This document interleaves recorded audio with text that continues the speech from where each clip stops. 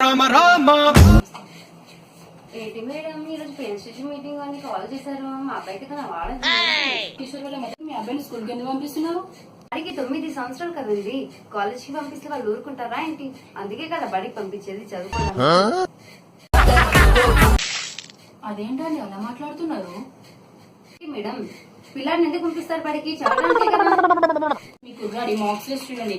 Telugu 5, Hindi 3, English 4, maths 2, science 7, social 9, total 33. చూసుకోండి marks list.